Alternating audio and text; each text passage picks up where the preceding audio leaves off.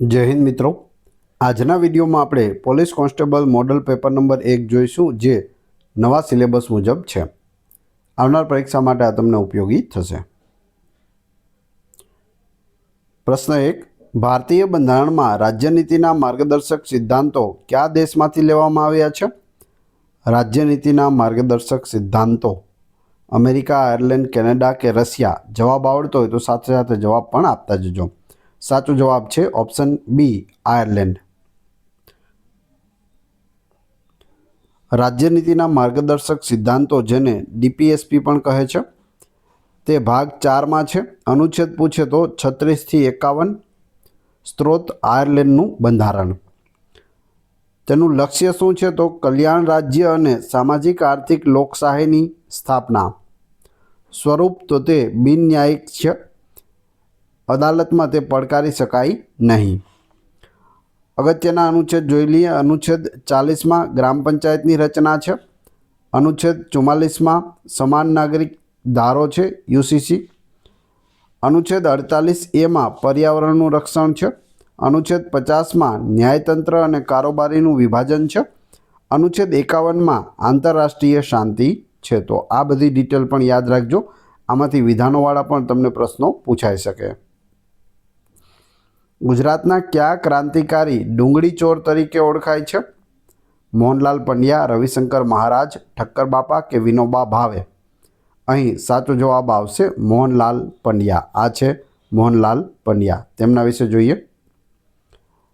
ઉપનામ: ગાંધીજીએ ખેડા સત્યાગ્રહ દરમિયાન ડુંગળી ચોરનું બિરુદ આપ્યું હતું. ડુંગળી ચોરનું બિરુદ કોણે આપ્યું? ગાંધીજીએ. ક્રાંતિકારી પ્રવૃત્તિ જોઈએ. તેઓ ગુજરાતના સશસ્ત્ર ક્રાંતિના પ્રણેતા અરવિંદ ઘોષ અને બારિન્દ્ર ઘોષના સંપર્કમાં હતા. ખેડા સત્યાગ્રહ 1918. જપ્ત થયેલા ખેતરમાંથી ડુંગળીનો પાક ઉતારી લાવીને તેમણે સરકારના અન્યાયી કાયદાનો ભંગ કર્યો હતો. બોમ્બ ફેંકવાની ઘટના પણ તેમની સાથે જોડાયેલી છે. 1909માં અમદાવાદમાં વાયસરોય લોર્ડ મિન્ટો પર બોમ્બ ફેંકવાની યોજનામાં તેઓ સામેલ હતા. સત્યાગ્રહી તરીકે જોઈએ તો તેઓ ખેડા સત્યાગ્રહ અને બોરસદ સત્યાગ્રહ જેવા મહત્ત્વના આંદોલનોના અગ્રણી લડવૈયા પણ હતા. લોહીના ગંઠાઈ જવાની ક્રિયા માટે કયું વિટામિન જરૂરી છે? વિટામિન એ, સી, કે ડી? તો અહીં સાચો જવાબ આવશે વિટામિન કે. લોહી ગંઠાવા માટે વિટામિન કે જરૂરી હોય છે. વિટામિન કેનું રાસાયણિક નામ અથવા તો વૈજ્ઞાનિક નામ ફિલોક્વિનોન છે. મુખ્ય કાર્ય: લોહી ગંઠાવાની પ્રક્રિયા એટલે કે બ્લડ કોટિંગ માટે તે અનિવાર્ય વિટામિન છે. જો વિટામિન કેની ઉણપ હોય તો લોહી વહેતું થાય તે બંધ થતું નથી. ઉણપની અસર શું થાય તો શરીરમાં તેની ઉણપ હોય તો ઈજા થાય ત્યારે લોહી વહેતું બંધ થતું નથી, જેમ કે હેમરેજની શક્યતા પણ રહે છે. સ્ત્રોત ક્યાંથી મળે વિટામિન કે? તો તે મુખ્યત્વે લીલા પાંદડાવાળા શાકભાજી, પાલક, કોબીજ અને સોયાબીનમાંથી મળે છે. વિશેષતા શું છે તેની? તે ચરબીમાં દ્રાવ્ય વિટામિન છે અને આપણા આંતરડાના બેક્ટેરિયા દ્વારા પણ તેનું ઉત્પાદન થાય છે. તો આ વિટામિન કે છે, યાદ રાખજો. શ્રેણી પૂર્ણ કરો. 2, 6, 12, 20 અને 30. શું આવશે આગળ? 30 પછી અહીં કઈ સંખ્યા આવશે? તો અહીં સાચો જવાબ આવશે 42 આવશે. કઈ રીતે? તો અહીં ક્રમિક બે સંખ્યાઓ વચ્ચેનો તફાવત છે તે વધતો જાય છે. 2માં 4 નાખો તો 6 થશે. પછી 6માં 6 નાખશો તો 12, 12માં 8 નાખો 20, 20માં 10 નાખો 30 અને 30માં 12 નાખો એટલે કેટલા થશે? 42 થશે. તો આ રીતે 42 જવાબ આવે છે. આગળ જોઈએ. તફાવતના જે અલગ અલગ દાખલાઓ હોય તે કઈ રીતે હોય તે જોઈ લઈએ. તફાવત: સૌથી પહેલાં બે ક્રમિક આંકડા વચ્ચેનો તફાવત તપાસવો, જે સરવાળા કે બાદબાકીના સ્વરૂપમાં હોઈ શકે છે. સર્વપ્રથમ શું કરવું? બે બાજુમાં જે સંખ્યા હોય તેમાં તફાવત છે તે જોવો, બાદબાકી છે કે સરવાળો છે. વર્ગ અને ઘન પણ હોઈ શકે, તેથી 1 થી 20ના વર્ગ અને 1 થી 10ના ઘન મોઢે તૈયાર રાખવા, કારણ કે ઘણી શ્રેણી આ આંકડાઓ પર આધારિત હોય છે. એટલે 1 થી 20ના વર્ગ તમને પરફેક્ટ રીતે આવડવા જોઈએ અને 1 થી 10ના ઘન પણ આવડવા જોઈએ. ગુણાકાર અને ભાગાકાર હોય તો કઈ રીતે ઓળખવું? જો આંકડાઓ અચાનક ઝડપથી વધતા હોય કે ઘટતા હોય તો ગુણાકાર કે ભાગાકારનો લોજિક હોવાની શક્યતા રહેલી છે. અહીં 5 હોય અને સીધા 55 થઈ જતા હોય, તો આ રીતે વધતા હોય આંકડાઓ, તો તે ગુણાકાર અથવા ભાગાકાર હોઈ શકે. એકાંતર શ્રેણી પણ હોઈ શકે. જો સિરીઝમાં આંકડા વધઘટ થતા હોય તો એક મૂકીને એક આંકડા વચ્ચેનો સંબંધ તપાસવો જરૂરી છે. બે આંકડા વચ્ચે પણ આ રીતે રહેલું હોય છે, તો એ પણ ચેક કરવું જરૂરી હોય છે. એ સિવાય અવિભાજ્ય સંખ્યા પણ હોઈ શકે. ઘણીવાર શ્રેણી માત્ર અવિભાજ્ય સંખ્યાઓ જેમ કે 2, 3, 5, 7, 11ના ક્રમમાં પણ ગોઠવાયેલી હોય છે. આગળ જોઈએ. કયા સત્યાગ્રહ દરમિયાન વલ્લભભાઈ પટેલને સરદારનું બિરુદ મળ્યું હતું? વલ્લભભાઈ પટેલને સરદારનું બિરુદ આપવામાં આવ્યું. ખેડા સત્યાગ્રહ, બોરસદ, બારડોલી કે ધરાસણા સત્યાગ્રહ? સાચો જવાબ આવશે બારડોલી સત્યાગ્રહ. જોઈએ તેમના વિશે. નેતૃત્વ. આ સત્યાગ્રહનું સફળ નેતૃત્વ વલ્લભભાઈ પટેલ દ્વારા કરવામાં આવ્યું હતું. બિરુદ. સત્યાગ્રહની સફળતા બાદ બારડોલીની મહિલાઓએ વલ્લભભાઈને સરદારનું બિરુદ આપ્યું હતું. મુખ્ય કારણ. અંગ્રેજ સરકાર દ્વારા જમીન મહેસૂલમાં કરવામાં આવેલો 22%નો અન્યાયી વધારો આ લડતનું મુખ્ય કારણ હતું. કેટલો વધારો કરવામાં આવ્યો હતો? 22%. મેક્સવેલ બ્લુમફિલ્ડ સમિતિ વિશે જોઈએ. સરકાર દ્વારા નિમાયેલી આ સમિતિએ તપાસ કરી મહેસૂલનો વધારો ઘટાડીને 6.07% કર્યો હતો. તો સમિતિનું નામ પણ ખાસ યાદ રાખજો. સૂત્ર. આ સત્યાગ્રહ દરમિયાન સરદાર પટેલે ખેડૂતોને કર આપશો નહીંની હાકલ કરી હતી. કર ના આપો. તાજેતરમાં 2026માં ભારતના મુખ્ય ચૂંટણી કમિશનર CEC તરીકે કોણ છે? મુખ્ય ચૂંટણી કમિશનર રાજીવ કુમાર, સુનિલ અરોરા, અનુપ ચંદ્ર પાંડે કે જ્ઞાનેશ કુમાર? તો અહીં જવાબ આવશે ઓપ્શન ડી, જ્ઞાનેશ કુમાર. ભારતના ચૂંટણી પંચ વિશે જોઈએ. ઇલેક્શન કમિશન ઓફ ઇન્ડિયા બંધારણીય સંસ્થા છે. ભારતના બંધારણના ભાગ 15 અને અનુચ્છેદ 324થી 329માં ચૂંટણી પંચની જોગવાઈ છે. તેનું માળખું જોઈએ તો તે 3 સભ્યોનું બનેલું હોય છે. એક મુખ્ય ચૂંટણી કમિશનર હોય છે અને 2 અન્ય ચૂંટણી કમિશનર હોય છે. નિમણૂક અને કાર્યકાળ વિશે વાત કરીએ તો તેની નિમણૂક રાષ્ટ્રપતિ દ્વારા કરવામાં આવે છે. તેનો કાર્યકાળ છે તે 6 વર્ષ અથવા 65 વર્ષની ઉંમર જે વહેલું હોય તે સુધીનો હોય છે. કા 6 વર્ષ અને કા 65 વર્ષ સુધીની ઉંમર. મુખ્ય કાર્ય. રાષ્ટ્રપતિ, ઉપરાષ્ટ્રપતિ, સંસદ એટલે કે લોકસભા અને રાજ્યસભા અને વિધાનસભાઓની ચૂંટણીનું સંચાલન અને નિયંત્રણ કરવું. પ્રથમ કમિશનર કોણ હતા? ચૂંટણી પંચના પ્રથમ કમિશનર ભારતના પ્રથમ મુખ્ય ચૂંટણી કમિશનર સુકુમાર સેન હતા. તો આ બધી ડિટેલ યાદ રાખજો.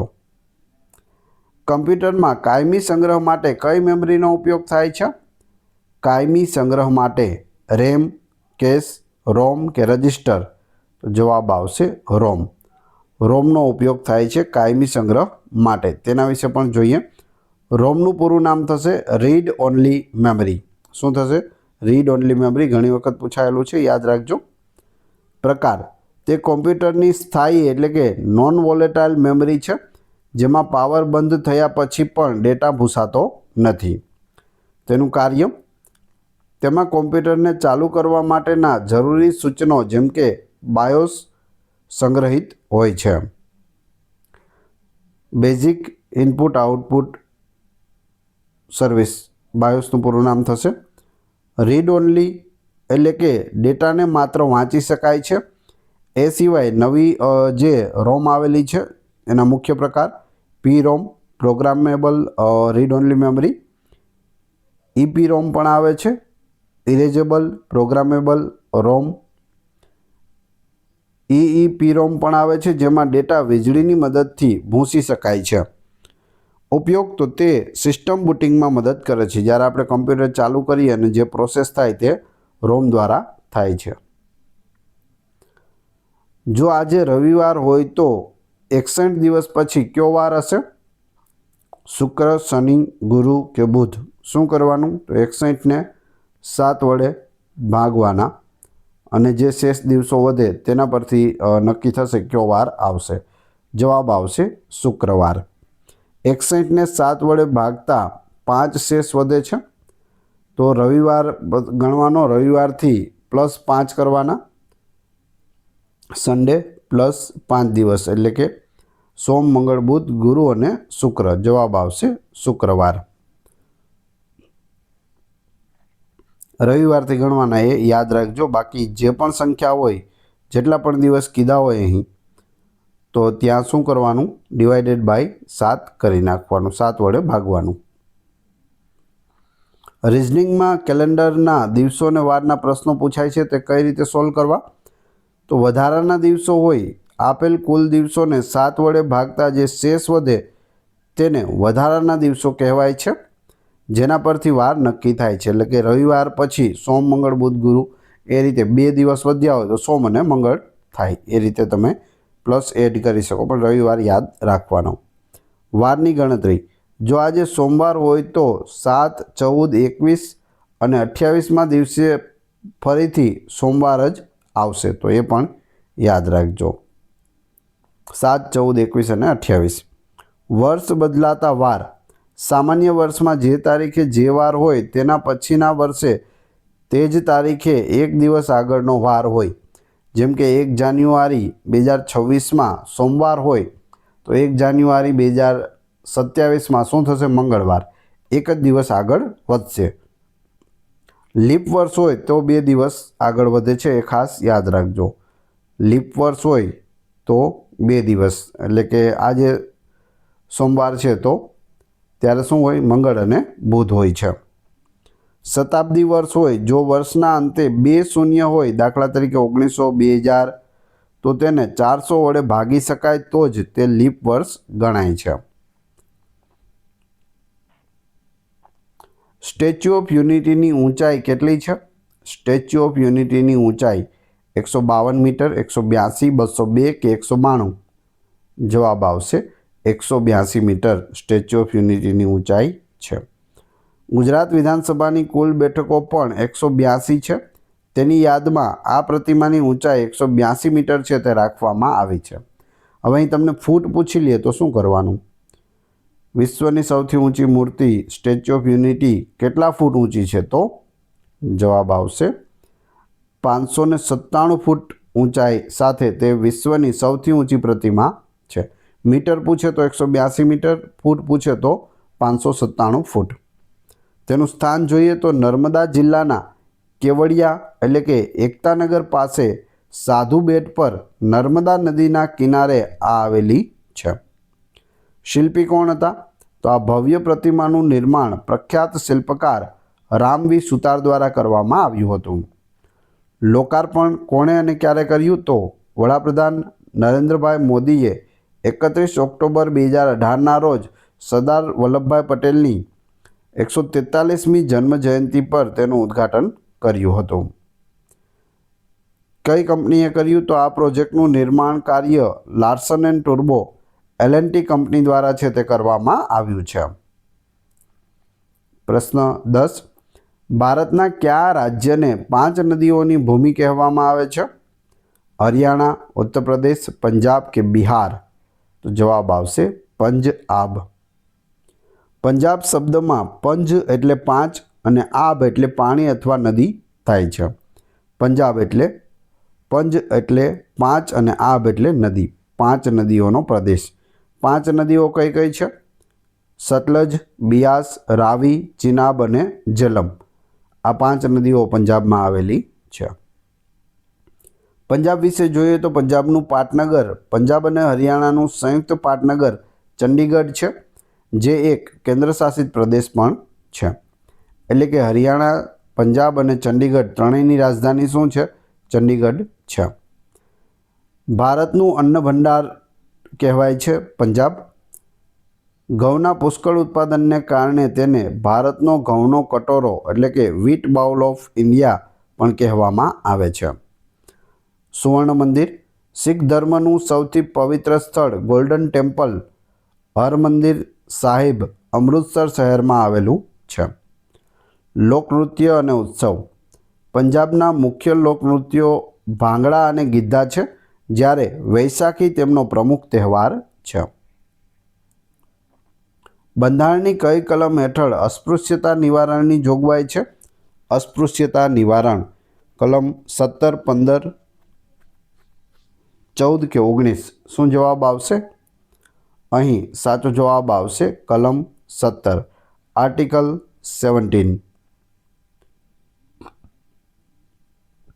તેના વિશે જોઈએ. મુખ્ય વિષય. આ કલમ ભારતમાં અસ્પૃશ્યતા નાબૂદી માટેની જોગવાઈ છે.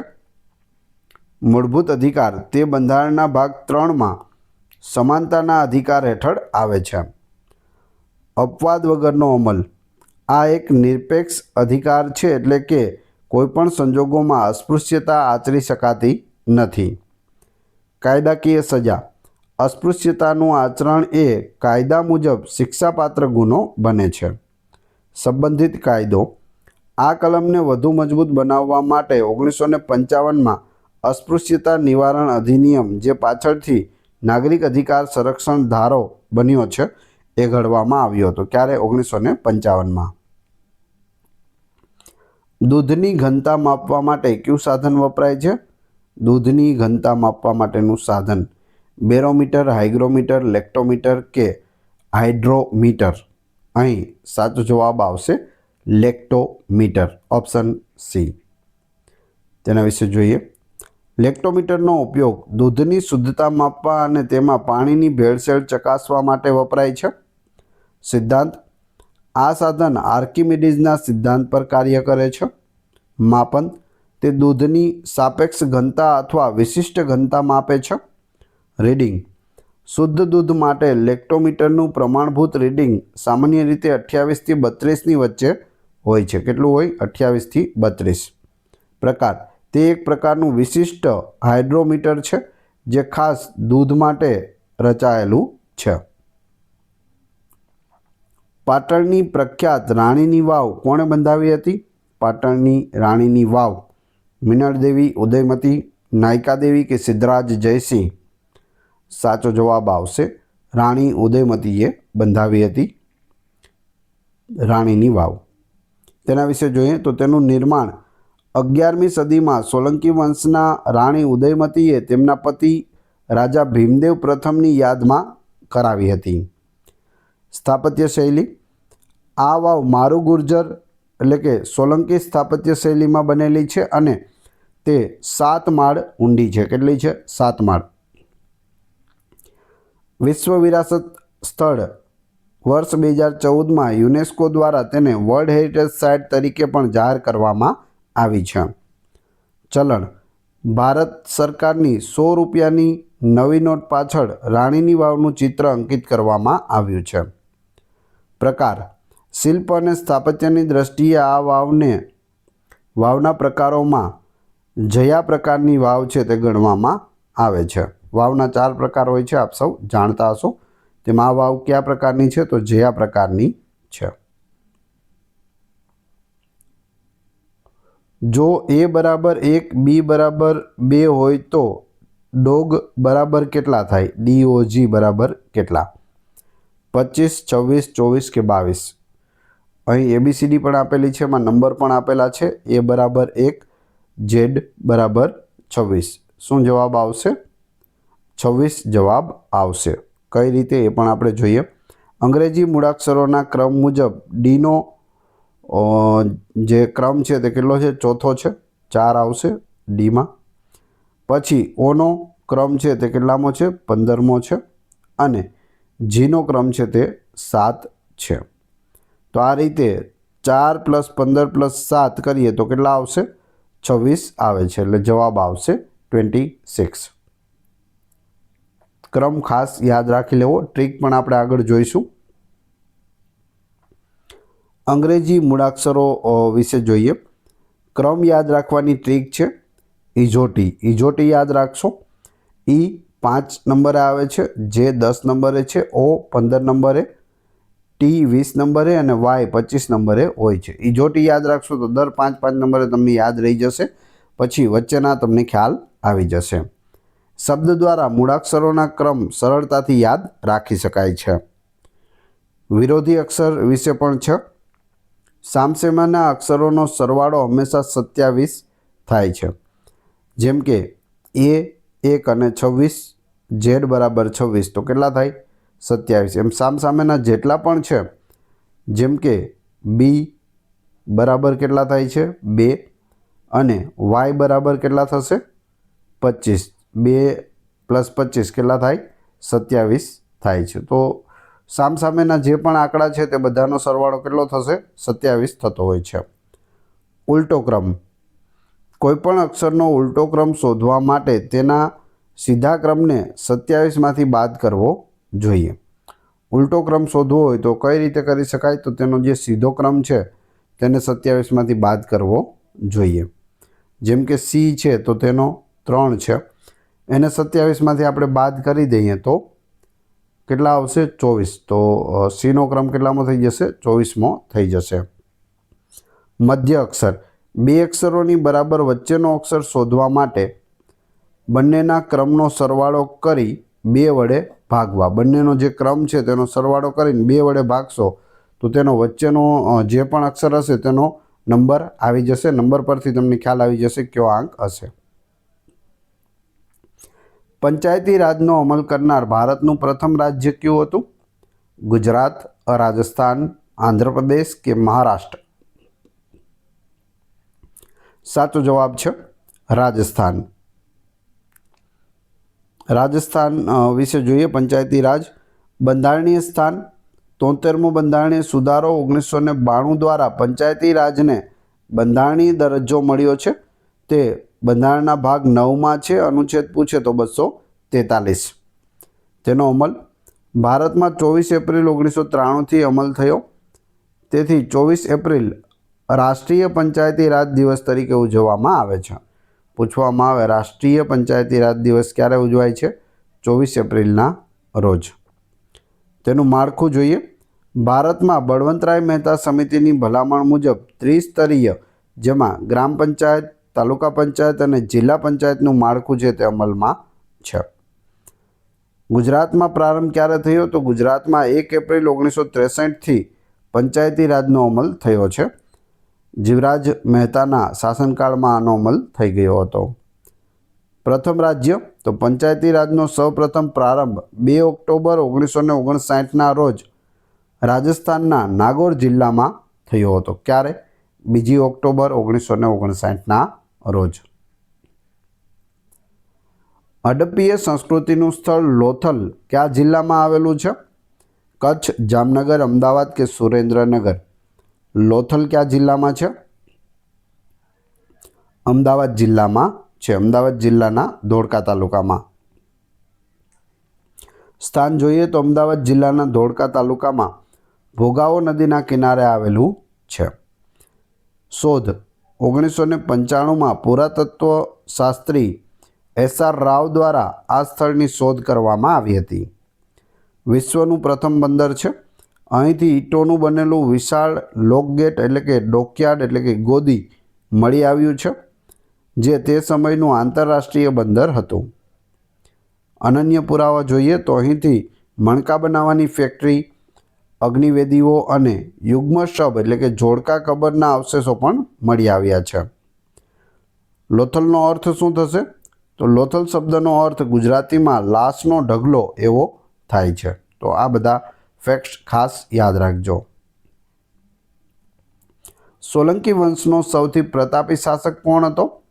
મૂળરાજ સોલંકી, ભીમદેવ પ્રથમ, સિદ્ધરાજ જયસિંહ કે કુમારપાળ? તો અહીં જવાબ આવશે સિદ્ધરાજ જયસિંહ. સિદ્ધરાજ જયસિંહ રાજવી તરીકે ઓળખ જોઈએ તો તેમનો જન્મ પાલનપુરમાં થયો હતો અને તેમણે અવંતીનાથ, સિદ્ધ ચક્રવર્તી તથા બર્બરક જીષ્ણુ જેવા ગૌરવશાળી બિરુદો ધારણ કર્યા હતા. સાહિત્યિક પ્રદાનની વાત કરીએ તો તેમના નિમંત્રણથી હેમચંદ્રાચાર્યએ સિદ્ધહેમ શબ્દાનુશાસન નામના પ્રખ્યાત વ્યાકરણ ગ્રંથની રચના કરી હતી, જેની શોભાયાત્રા શ્રીકર નામના હાથી પર કાઢવામાં આવી હતી. સ્થાપત્ય અને કલા. તેમણે પાટણમાં સહસ્ત્રલિંગ તળાવ અને સિદ્ધપુરમાં ભવ્ય રુદ્ર મહાલયનું નિર્માણ કાર્ય પૂર્ણ કરાવ્યું હતું. ધાર્મિક ઉદારતા. સિદ્ધરાજ જયસિંહના સમયમાં યાત્રાવેરો છે તે નાબૂદ કરવામાં આવ્યો હતો, તેમના માતા મિનળ દેવીના કહેવાથી. વિજય અભિયાન. તેમણે માળવાના રાજા યશોવર્માને હરાવીને માળવા પર વિજય મેળવ્યો હતો અને જૂનાગઢના રાખેંગારને હરાવીને સોરઠ પણ જીત્યું હતું. કયા ગ્રહને લાલ ગ્રહ તરીકે ઓળખવામાં આવે છે? લાલ ગ્રહ મંગળને ઓળખવામાં આવે છે. આ છે મંગળ. લાલ ગ્રહ મંગળની સપાટી પર આયર્ન ઓક્સાઇડ એટલે કે લોહ ઓક્સાઇડનું પ્રમાણ વધારે હોવાથી તે લાલ રંગનો દેખાય છે, તેથી તેને લાલ ગ્રહ કહેવામાં આવે છે.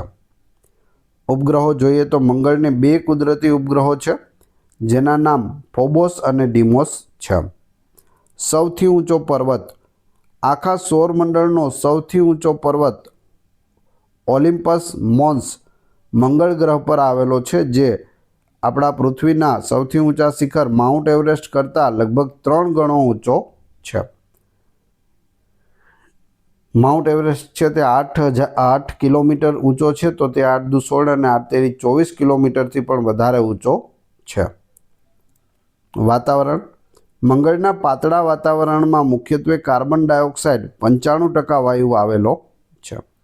કયો વાયુ છે? Carbon dioxide. કેટલો? 95%.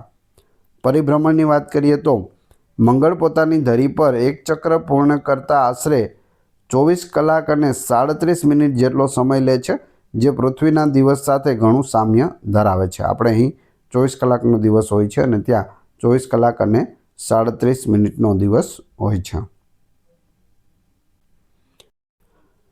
15 ઓગસ્ટ 1947ના રોજ કયો વાર હતો? જ્યારે આપણો દેશ આઝાદ થયો ત્યારે. શુક્રવાર, શનિવાર, રવિવાર કે સોમવાર? તો અહીં જવાબ આવશે શુક્રવાર હતો. કેલેન્ડરની ગણતરી મુજબ ભારત આઝાદ થયું તે દિવસે શુક્રવાર હતો. જે મુખ્ય દિવસો છે તેના ડાયરેક્ટ તમે વાર પણ યાદ રાખી શકો છો, બાકી ગણતરી કરવી હોય તો તેનું સૂત્ર યાદ રાખવું પડે. તારીખના અલગ કોડ હોય છે, મહિનાનો કોડ અને વર્ષનો કોડ યાદ રાખવાનો હોય છે, પ્લસ લીપ યર છે કે નહીં તે પણ યાદ રાખવાનું હોય છે. સ્વતંત્રતા પ્રાપ્તિ વિશે જોઈએ તો આ દિવસે ભારત દેશ બ્રિટિશ શાસનમાંથી આઝાદ થયો અને વિશ્વના સૌથી મોટા લોકશાહી દેશ તરીકે ઉભરી આવ્યો હતો. સત્તાનું હસ્તાંતરણ. બ્રિટિશ ભારતના છેલ્લા વાઇસરોય લોર્ડ માઉન્ટબેટને ભારતને સત્તા સોંપી હતી. પ્રથમ વડાપ્રધાન. સ્વતંત્ર ભારતના પ્રથમ વડાપ્રધાન તરીકે જવાહરલાલ નહેરુએ શપથ લીધા અને દિલ્હીના લાલ કિલ્લા પરથી પ્રથમવાર તિરંગો લહેરાવ્યો હતો. પ્રથમ ગવર્નર જનરલ લોર્ડ માઉન્ટબેટન હતા. જ્યારે પ્રથમ ભારતીય ગવર્નર જનરલ પૂછે તો શ્રી રાજગોપાલાચારી બન્યા હતા. ઐતિહાસિક ભાષણ વિશે વાત કરીએ તો જવાહરલાલ નહેરુએ મધ્યરાત્રિએ આપેલું પ્રખ્યાત ભાષણ ટ્રીસ્ટ વિથ ડેસ્ટિની એટલે કે નિયતિ સાથે મુલાકાત તરીકે ઓળખાય છે. તો બધી જ ડિટેલ યાદ રાખજો. ગુજરાતનો સૌથી લાંબો દરિયા કિનારો કયો જિલ્લો ધરાવે છે? જામનગર, ગીર સોમનાથ, કચ્છ કે દેવભૂમિ દ્વારકા? જવાબ આવશે કચ્છ. કચ્છ જિલ્લો આશરે 406 કિલોમીટર લાંબો દરિયા કિનારો ધરાવે છે, જે ગુજરાતમાં સૌથી વધુ છે. કચ્છ વિશે વાત કરીએ તો કચ્છ એ ગુજરાત અને ભારતનો સૌથી મોટો જિલ્લો છે, જે અંદાજે 45,674 ચોરસ કિલોમીટર વિસ્તાર ધરાવે છે. ભૌગોલિક વિશેષતા જોઈએ તો કચ્છમાં આવેલું સફેદ રણ તેની ક્ષારયુક્ત જમીનને કારણે વિશ્વભરમાં પ્રખ્યાત છે. મહત્વનું બંદર. ગુજરાતનું સૌથી મોટું અને ભારતનું મધ્યસ્થ હસ્તકનું મેજર પોર્ટ કંડલા એ કચ્છ જિલ્લામાં આવેલું છે. સિંધુ ખીણની સભ્યતાનું પ્રખ્યાત નગર ધોળાવીરા કચ્છના ભચાઉ તાલુકાના ખદીરબેટમાં આવેલું છે. ડુંગરોની વાત કરીએ તો કચ્છના રણમાં ઉત્તર, મધ્ય અને દક્ષિણ એમ 3 ધાર આવેલી છે, જેમાં કાળો ડુંગર છે તે સૌથી ઊંચો છે. હાઈકોર્ટના મુખ્ય ન્યાયાધીશની નિમણૂક કોણ કરે છે? મુખ્યમંત્રી, રાજ્યપાલ, રાષ્ટ્રપતિ કે વડાપ્રધાન? તો જવાબ આવશે રાષ્ટ્રપતિ છે તે કરે છે હાઈકોર્ટના મુખ્ય ન્યાયાધીશની નિમણૂક. રાષ્ટ્રપતિ સુપ્રીમ કોર્ટના મુખ્ય ન્યાયાધીશ અને રાજ્યપાલની સલાહથી હાઈકોર્ટના મુખ્ય ન્યાયાધીશની નિમણૂક કરે છે.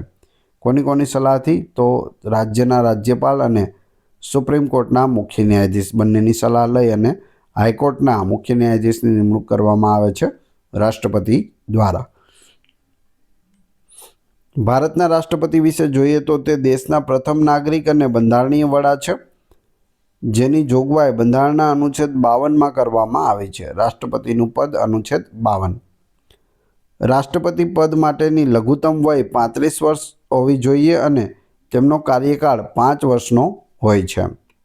તેઓ ભારતીય સંરક્ષણ દળોના સર્વોચ્ચ સેનાપતિ છે.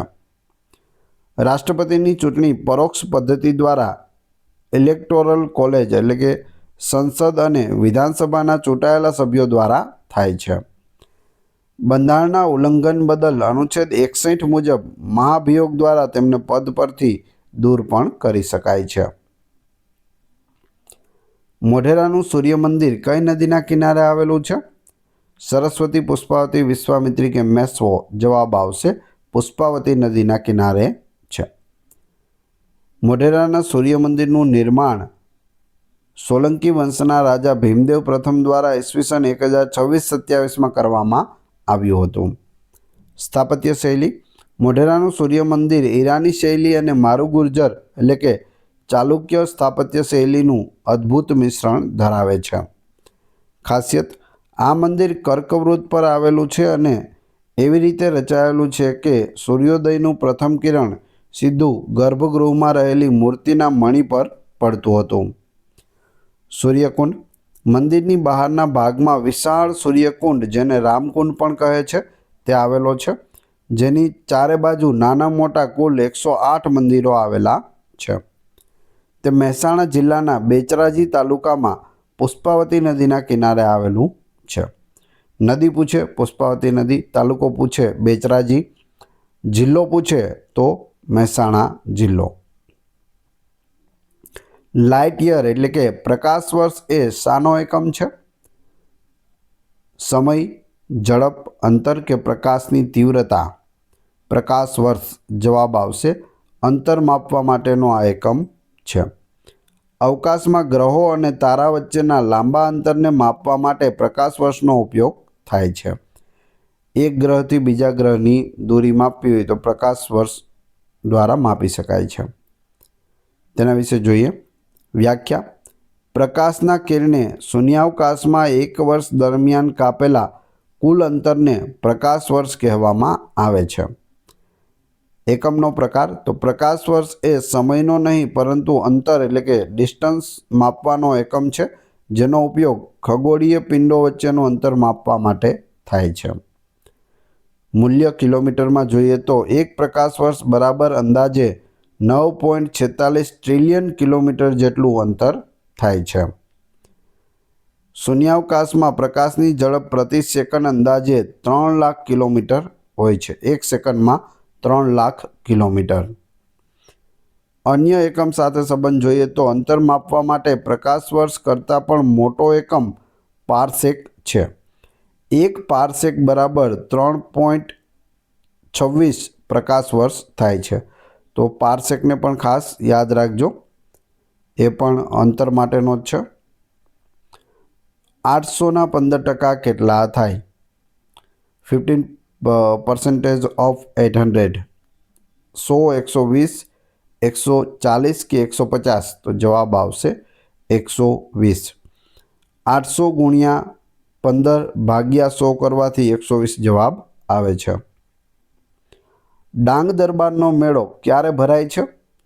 ડાંગ દરબારનો મેળો છે તે હોળીના દિવસે ભરાય છે, હોળીની આજુબાજુ. આ મેળો ડાંગ જિલ્લાનું વડુ મથક આહવા ખાતે દર વર્ષે હોળી એટલે કે ફાગણ સુદ પૂનમના તહેવાર દરમિયાન યોજાય છે.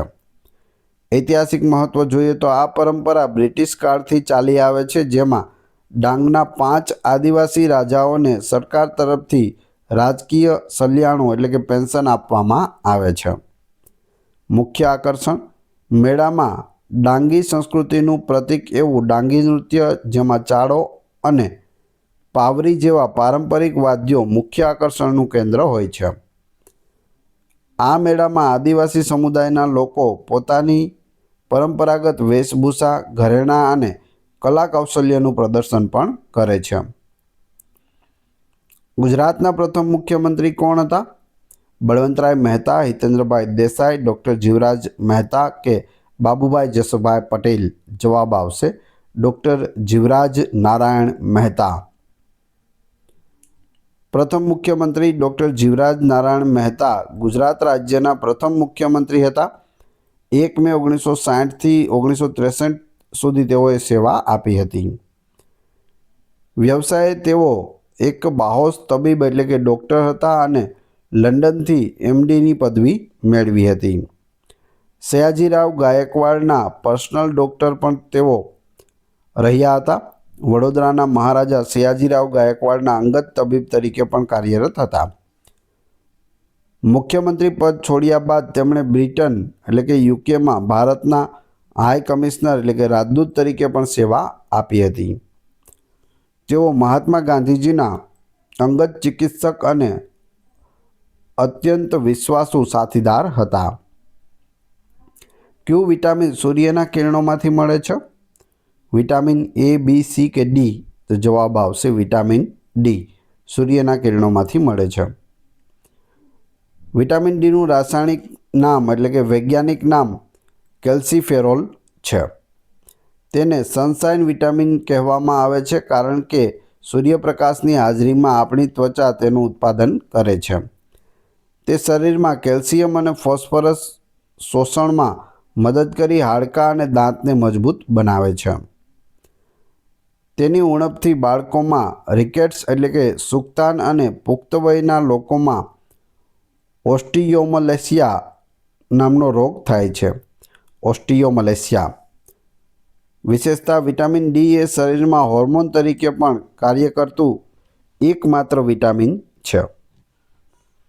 ભારતની પ્રમાણભૂત સમયરેખા એટલે કે IST ઇન્ડિયન સ્ટાન્ડર્ડ ટાઈમ કયા શહેર પાસેથી પસાર થાય છે? ભોપાલ, પ્રયાગરાજ, નાગપુર કે દિલ્હી?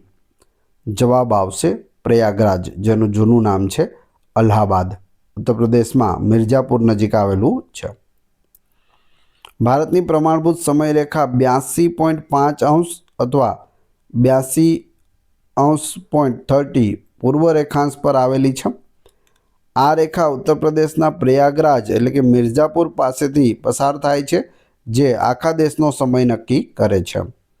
ભારતીય પ્રમાણભૂત સમય ગ્રીનવિચ મીન ટાઈમ એટલે કે GMT કરતાં 5 કલાક 30 મિનિટ આગળ છે. કેવો છે? આગળ.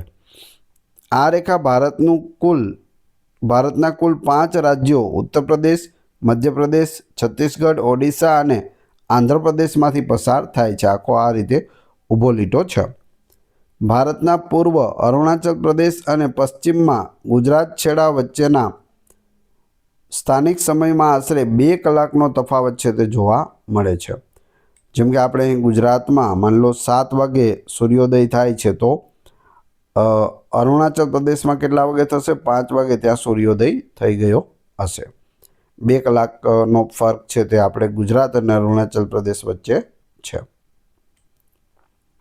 એક માણસ ઉત્તર તરફ 4 કિલોમીટર ચાલે છે, પછી જમણે વળીને 3 કિલોમીટર ચાલે છે. તે મૂળ સ્થાનથી કેટલો દૂર હશે? ઉત્તર તરફ 4 કિમી, ત્યાંથી જમણી બાજુ વળીને 3 કિમી. હવે અહીંથી અહીંનું અંતર પૂછેલું છે. જો અહીં 4 હોય, અહીં 3 હોય, તો અહીં કેટલા આવે? 5 આવશે જવાબ, પાયથાગોરસના પ્રમેય પ્રમાણે અથવા કાટકોણ પ્રમાણે. જવાબ આવશે 5 કિલોમીટર. કાટકોણ ત્રિકોણ બને છે પાયથાગોરસ મુજબ. જો અહીં 4 હોય, અહીં 3 હોય તો અહીં કેટલા આવે? 5. અહીં 8 હોય, અહીં 6 હોય તો અહીં કેટલા થઈ જશે? 10 થઈ જશે. તો એ યાદ રાખવું. દાંડીકૂચની શરૂઆત કઈ તારીખે થઈ હતી? દાંડીકૂચની શરૂઆત 12 માર્ચ 1930ના રોજ થઈ હતી. તેના વિશે જોઈએ. પ્રારંભ અને અંત. ગાંધીજીએ 12 માર્ચ 1930ના રોજ અમદાવાદના સાબરમતી આશ્રમથી કૂચની શરૂઆત કરી અને 5 એપ્રિલ 1930ના રોજ નવસારીના દાંડી ગામે પહોંચ્યા હતા. 6 એપ્રિલ 1930ના રોજ સવારે ગાંધીજીએ દાંડીના દરિયા કિનારે ચપટી મીઠું ઉપાડીને અંગ્રેજ સરકારના અન્યાયી મીઠાના કાયદાનો ભંગ કર્યો હતો. આ ઐતિહાસિક પદયાત્રા કુલ 241 માઇલ પૂછે તો 241, કિલોમીટર પૂછે તો 385 કિલોમીટર લાંબી હતી, જેમાં ગાંધીજી સાથે શરૂઆતમાં 78 સત્યાગ્રહીઓ જોડાયા હતા. કેટલા? 78. કૂચની શરૂઆતમાં ગાંધીજીએ પ્રતિજ્ઞા લીધી હતી કે કાગડા કૂતરાના મોતે મરીશ પણ સ્વરાજ લીધા વગર હવે આશ્રમમાં પાછો નહીં ફરું. મહાદેવભાઈ દેસાઈએ દાંડીકૂચને ગૌતમ બુદ્ધના મહાભિનિષ્ક્રમણ સાથે સરખાવી છે અને સુભાષચંદ્ર બોઝે તેને નેપોલિયનની પેરિસ માર્ચ સાથે સરખાવી હતી. તો એ બંને યાદ રાખજો. રાજ્યપાલ બનવા માટે લઘુત્તમ વયમર્યાદા કેટલી હોવી જોઈએ? ઓછામાં ઓછી વયમર્યાદા 25, 30, 35 કે 40 વર્ષ? જવાબ આવશે 35 વર્ષ હોવી જોઈએ. રાજ્યપાલ બનવું હોય અથવા રાષ્ટ્રપતિ બનવું હોય બંને માટે 35 વર્ષ છે. બંધારણીય સ્થાન. ભારતીય બંધારણના અનુચ્છેદ 153 મુજબ દરેક રાજ્ય માટે એક રાજ્યપાલની જોગવાઈ છે, જે રાજ્યના બંધારણીય વડા ગણાય છે. રાજ્યપાલની નિમણૂક રાષ્ટ્રપતિ દ્વારા કરવામાં આવે છે અને તેઓ રાષ્ટ્રપતિની મરજી હોય ત્યાં સુધી અથવા 5 વર્ષ હોદ્દો ધરાવે છે. રાજ્યપાલ બનવા માટે વ્યક્તિ ભારતનો નાગરિક હોવો જોઈએ અને તેની ઉંમર 35 વર્ષ પૂર્ણ થયેલી હોવી જોઈએ. રાજ્યપાલને જે તે રાજ્યની વડી અદાલતના મુખ્ય ન્યાયમૂર્તિ શપથ લેવડાવે છે. કોણ લેવડાવે? હાઈકોર્ટના મુખ્ય જજ. રાજ્યના તમામ વહીવટી કાર્યો રાજ્યપાલના નામે થાય છે અને તેઓ મુખ્યમંત્રી તેમજ અન્ય મંત્રીઓની નિમણૂક પણ કરે છે. આગળ જોઈએ. ક્ષેત્રફળની દ્રષ્ટિએ ભારતનું સૌથી મોટું રાજ્ય કયું છે? મહારાષ્ટ્ર, મધ્યપ્રદેશ, રાજસ્થાન કે ઉત્તર પ્રદેશ? તો જવાબ આવશે રાજસ્થાન સૌથી મોટું છે. રાજસ્થાન પ્રથમ સ્થાને છે, મધ્યપ્રદેશ બીજા સ્થાને છે, મહારાષ્ટ્ર ત્રીજા સ્થાને છે. જો આપણા ગુજરાતની આજુબાજુમાં જ છે. અહીં રાજસ્થાન છે, અહીં મધ્યપ્રદેશ છે, અહીં મહારાષ્ટ્ર છે, અહીં યુપી છે અને યુપી પછી પાછું આપણા ગુજરાતનું સ્થાન આવે છે. તો ખાસ યાદ રાખવું, ગુજરાત છે તે 5મા ક્રમે છે. રાજસ્થાન, મધ્યપ્રદેશ, મહારાષ્ટ્ર, ઉત્તર પ્રદેશ અને ગુજરાત. ગીર નેશનલ પાર્ક કયા પ્રાણી માટે જાણીતું છે? તો તે સિંહ માટે જાણીતું છે. ગીર નેશનલ પાર્ક ગુજરાતના જૂનાગઢ, ગીર સોમનાથ અને અમરેલી જિલ્લાઓમાં પથરાયેલું છે. તે સમગ્ર એશિયામાં એશિયાઈ સિંહ એટલે કે એશિયાટિક લાયન માટેનું એકમાત્ર કુદરતી નિવાસસ્થાન છે. વન્યજીવ અભયારણ્ય તરીકે તેની સ્થાપના 1965માં અને નેશનલ પાર્ક તરીકે 1975માં કરવામાં આવી હતી. ગીરના જંગલમાંથી હિરણ, શેત્રુંજી, ધાતરવડી, શાંગાવડી, મચ્છુંદરી, અંબાલજ અને રાવલ એમ 7 મુખ્ય નદીઓ પસાર થાય છે. ગીરના જંગલમાં સાવજની ભૂમિ તરીકે ઓળખવામાં આવે છે અને અહીં સિંહો ઉપરાંત દીપડા અને ચિતલ પણ મોટી સંખ્યામાં જોવા મળે છે. સરેરાશ શોધો 10, 20, 30, 40, 50. કેટલી સરેરાશ થશે? 25, 30, 35 કે 40? તો જવાબ આવશે 30 થશે. આ રીતે સેમ તફાવત હોય, બધામાં 10-10નો ગાળો હોય તો જે વચ્ચેની સંખ્યા હોય તે હંમેશા સરેરાશ હોય છે. અથવા બધાનો સરવાળો કરી નાખો 10, 20, 30, 40, 50 એનો સરવાળો થશે 150 ભાગ્યા તે સંખ્યા. કેટલી સંખ્યા છે? 1, 2, 3, 4 અને 5 છે એટલે ભાગ્યા 5 કરશો તો જવાબ આવશે 30. 150 ભાગ્યા 5 એટલે જવાબ 30. જ્યારે તફાવત સરખો હોય, જેમ કે આ તફાવત સરખો છે, ત્યારે વચ્ચેની સંખ્યા છે તેને સરેરાશ માનવામાં આવે છે. બંધારણના કયા ભાગમાં મૂળભૂત અધિકારો દર્શાવવામાં આવ્યા છે? Fundamental rights. ભાગ 1, 2, 3 કે ભાગ 4? જવાબ આવશે ભાગ 3. ભાગ 3માં કલમ 12 થી 35 એ ભારતનો મેગ્ના કાર્ટા પણ કહેવામાં આવે છે. મૂળભૂત અધિકારોનો સમાવેશ બંધારણના ભાગ 3માં અને અનુચ્છેદ 12 થી 35માં કરવામાં આવ્યો છે. ભારતના બંધારણમાં આ અધિકારોનો ખ્યાલ અમેરિકાના બંધારણમાંથી લેવામાં આવ્યો છે. મૂળ બંધારણમાં 7 અધિકારો હતા, પરંતુ હાલમાં કુલ 6 મૂળભૂત અધિકારો છે. સંપત્તિનો અધિકાર હતો તે હટાવી દેવામાં આવ્યો છે. Doctor B.R. આંબેડકરે બંધારણીય ઇલાજોનો અધિકાર અનુચ્છેદ 32ને બંધારણનો આત્મા અને હૃદય પણ કહ્યું છે, તો એ પણ યાદ રાખજો. મૂળભૂત અધિકારોના ઉલ્લંઘન બદલ નાગરિક સીધા જ સર્વોચ્ચ અદાલત કે વડી અદાલતના દ્વાર ખખડાવી શકે છે. રીટ દ્વારા, જે અનુચ્છેદ 32માં છે, 5 પ્રકારની રીટ. ગુજરાતમાં સૌથી વધુ વસ્તી ધરાવતો જિલ્લો કયો છે? ફોટો જોઈને તમને ખ્યાલ આવી ગયો છે. પતંગ હોટલ છે, સાબરમતી રિવર છે. જવાબ આવશે અમદાવાદ, ઓપ્શન સી. 2011માં કુલ વસ્તી, ગુજરાતની કુલ વસ્તી 6,04,39,692 છે, જે ભારતના કુલ વસ્તીના આશરે 4.99% જેટલી છે. વસ્તી ગીચતા જોઈએ તો રાજ્યમાં દર ચોરસ કિલોમીટરે વસ્તીની ગીચતા 308 વ્યક્તિઓની છે. ગુજરાતનો કુલ સાક્ષરતા દર 78.03 છે, 3% છે, જેમાં પુરુષ સાક્ષરતા દર 85.75% અને મહિલા સાક્ષરતા દર 69.68% છે. ગુજરાતમાં દર 1000 પુરુષોએ મહિલાઓનું પ્રમાણ એટલે કે સેક્સ રેશિયો 919 છે. જાતિ પ્રમાણ કેટલું છે? 919. સૌથી વધુ વસ્તી ધરાવતો જિલ્લો વસ્તીની દ્રષ્ટિએ અમદાવાદ છે, જે રાજ્યનો સૌથી મોટો જિલ્લો છે. જ્યારે વિસ્તારની દ્રષ્ટિએ પૂછે તો કચ્છ જિલ્લો સૌથી મોટો છે. પાણીનું રાસાયણિક સૂત્ર શું છે? H2O. પાણીનું રાસાયણિક સૂત્ર. 2 હાઇડ્રોજન, H એટલે હાઇડ્રોજન પરમાણુ અને 1 ઓક્સિજન પરમાણુ મળીને પાણી બને છે. કયા વર્ષે ગુજરાત રાજ્યની સ્થાપના થઈ હતી? તો ઈસવીસન 1960માં ગુજરાત રાજ્યની સ્થાપના થઈ હતી.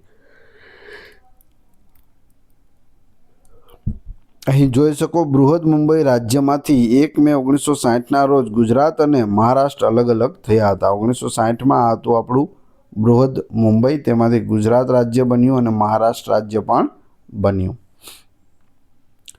પિતાની ઉંમર 40 વર્ષ અને પુત્રની 10 વર્ષ છે.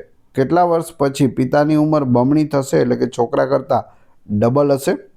10, 20, 15 કે 5? તો અહીં જવાબ આવશે ઓપ્શન બી, 20 વર્ષ પછી.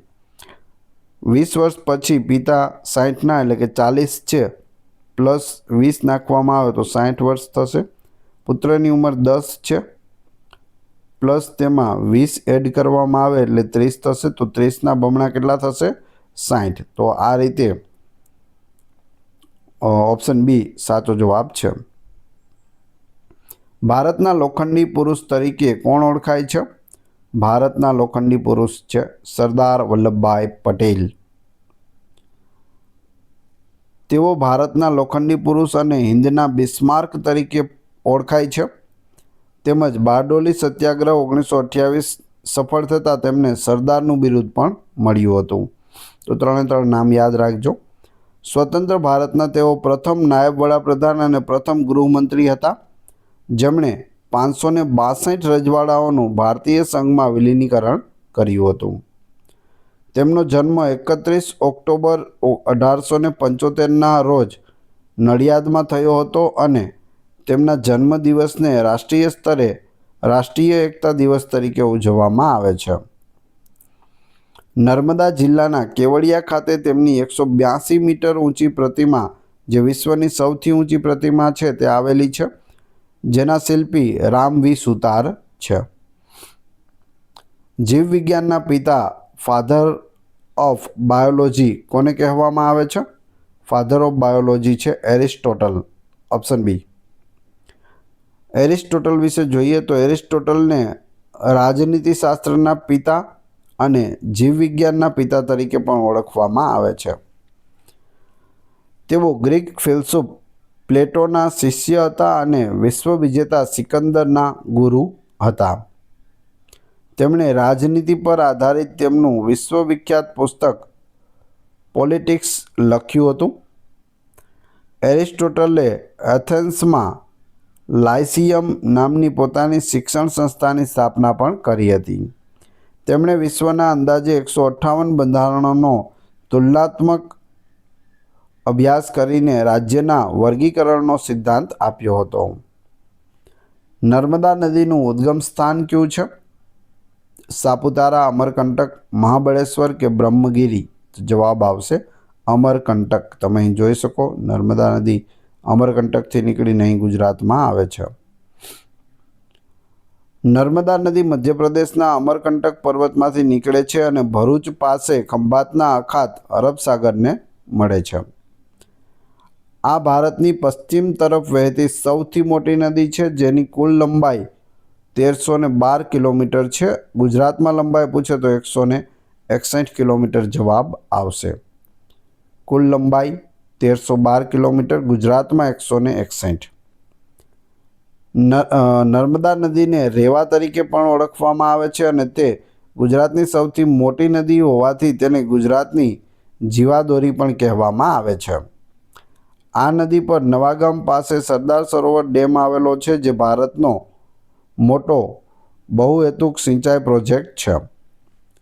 નર્મદા નદીમાં સાધુ બેટ પર વિશ્વની સૌથી ઊંચી પ્રતિમા સ્ટેચ્યુ ઓફ યુનિટી 182 મીટર ઊંચી છે, તે આવેલી છે. લીપ યરમાં કેટલા દિવસ હોય છે?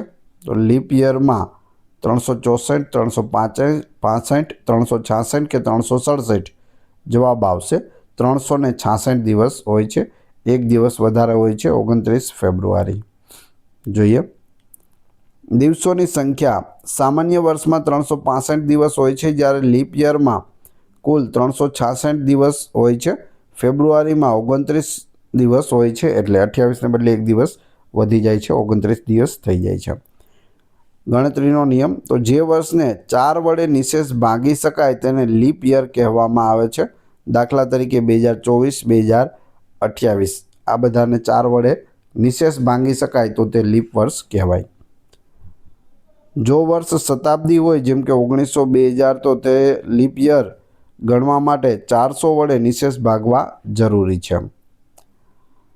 પૃથ્વીને સૂર્યની આસપાસ ફરતા આશરે 365.25 દિવસ લાગે છે. કુલ 365 નથી લખતા, પણ કેટલા લાગે છે? 365.25. આ વધારાના 0.25 દિવસ એટલે કે 6 કલાકને સરભર કરવા માટે દર 4 વર્ષે એક દિવસ ઉમેરવામાં આવે છે. લીપ યરમાં જે તે વાર પછીના વર્ષે 2 દિવસ આગળ વધે છે, જ્યારે સામાન્ય વર્ષમાં માત્ર એક જ દિવસ આગળ વધે છે. આપણે આગળ જોઈ ગયા, જેમ કે 1 જાન્યુઆરીના રોજ સોમવાર હોય તો લીપ યર હોય તો 2 દિવસ આગળ વધી જાય એટલે બુધવાર થઈ જાય. લીપ યર ન હોય તો સોમવારનો મંગળવાર એ જ તારીખે થાય છે. રાજ્યસભાના હોદ્દાની રૂએ અધ્યક્ષ કોણ હોય છે? રાષ્ટ્રપતિ, વડાપ્રધાન, ઉપરાષ્ટ્રપતિ કે સ્પીકર? જવાબ આવશે ઉપરાષ્ટ્રપતિ. વર્તમાનમાં કોણ છે? સીપી રાધાકૃષ્ણન છે. તમે અહીં ફોટોમાં જોઈ શકો. તેના વિશે જોઈએ તો ભારતીય બંધારણના અનુચ્છેદ 63 મુજબ ભારતના એક ઉપરાષ્ટ્રપતિ રહેશે. કયો અનુચ્છેદ? અનુચ્છેદ 63, જે દેશનું બીજું સર્વોચ્ચ બંધારણીય પદ છે. પ્રથમ રાષ્ટ્રપતિ છે, બીજા નંબરે ઉપરાષ્ટ્રપતિ આવે છે. ઉપરાષ્ટ્રપતિ હોદ્દાની રૂએ રાજ્યસભાના અધ્યક્ષ તરીકે કાર્ય કરે છે. અનુચ્છેદ 64 મુજબ રાષ્ટ્રપતિ ઉપરાષ્ટ્રપતિ બનવા માટે વ્યક્તિ ભારતનો નાગરિક હોવો જોઈએ અને તેની ઉંમર ઓછામાં ઓછી 35 વર્ષ હોવી અનિવાર્ય છે. તેમની ચૂંટણી સંસદના બંને ગૃહો લોકસભા અને રાજ્યસભાના ચૂંટાયેલા અને નિમણૂક પામેલા તમામ સભ્યો દ્વારા કરવામાં આવે છે.